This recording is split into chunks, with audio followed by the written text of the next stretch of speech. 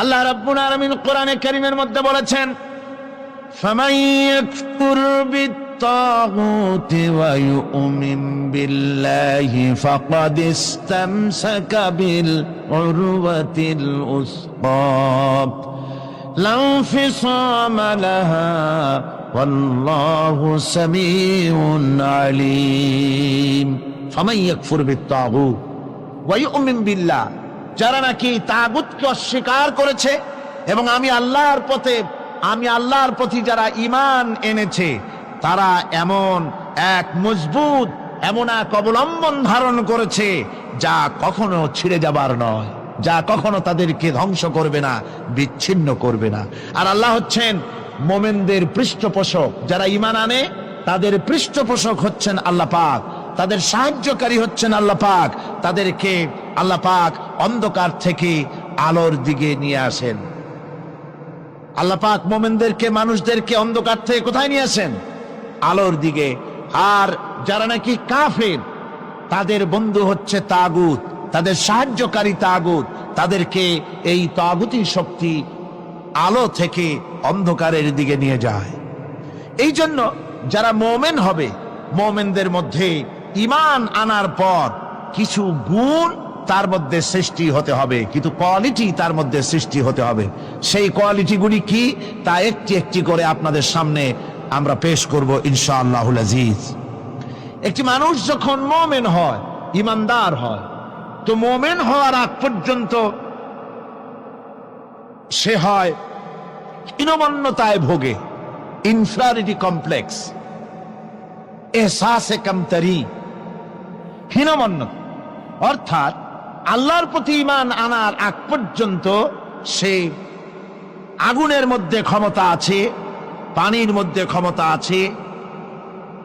যখন সে ব্যক্তি ঈমান আনার পরে তার ভেতরে আত্মসম্ভ্রম পয়দা হয়ে যায়, শখসিয়তের পয়দা হয়ে যায়, তার ভিতরে এমন একটা আত্মমর্যাদা বোধ এসে যায় যে আমি যেগুলির সামনে মাথা নত করি আর শক্তি আছে বলে মনে করি, এগুলি তো আসলে কিছুই না।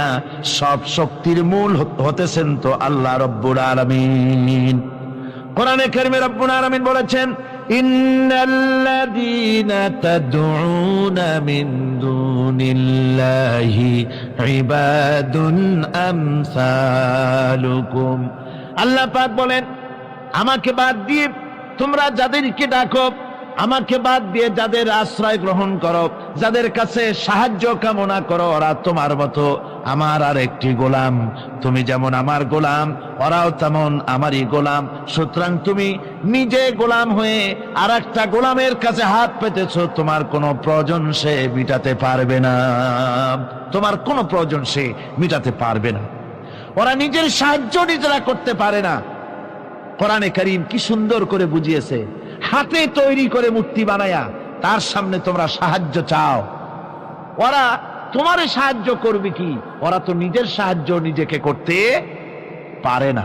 এই যে আমাদের দেশে কত মূর্তি তৈরি হয়, এক একটার 8টা 10টা করে হাত থাকে, এগুলির সামনে নানান রকমের নজর পেশ করা হয়।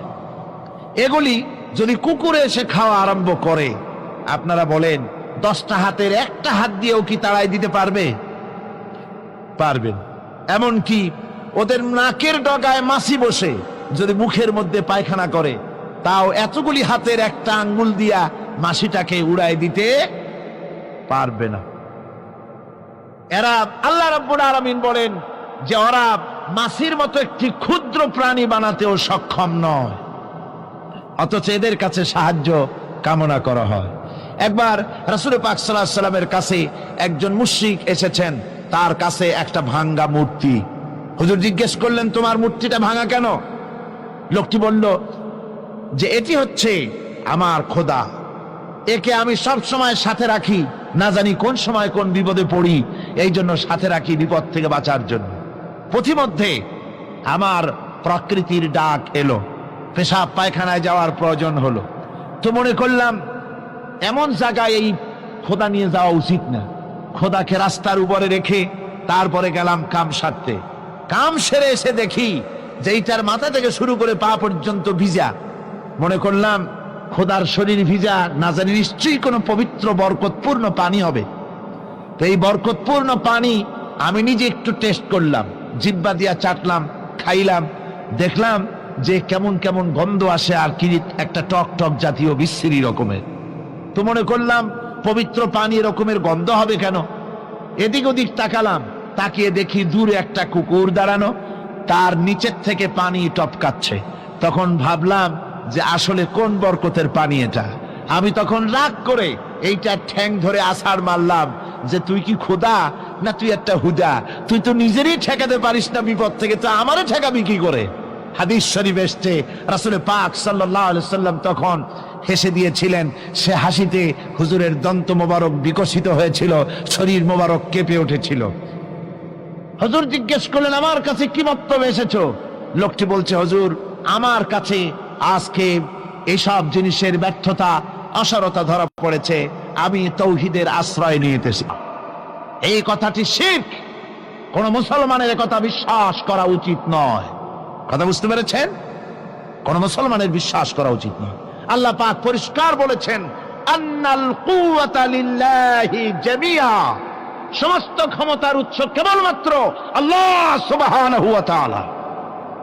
কিন্তু বেকুবরা বোঝে না, জনগণকে খুশি করার জন্য, তাদের ভোট যেন বারবার পাওয়া যায়, এই জন্য বলে সমস্ত ক্ষমতার উৎস জনগণ। বেকুবেরা, পাগলেরা বুঝে না, সেই জন্যই তারা এই কথাগুলি বলে। কয়েকটি কথা আমাদের দেশে চালু আছে যে কথাগুলি শুনলে খুবই খারাপ লাগে। একটা হচ্ছে সকল ক্ষমতার উৎস জনগণ, এটি মারাত্মক শিরকপূর্ণ কথা।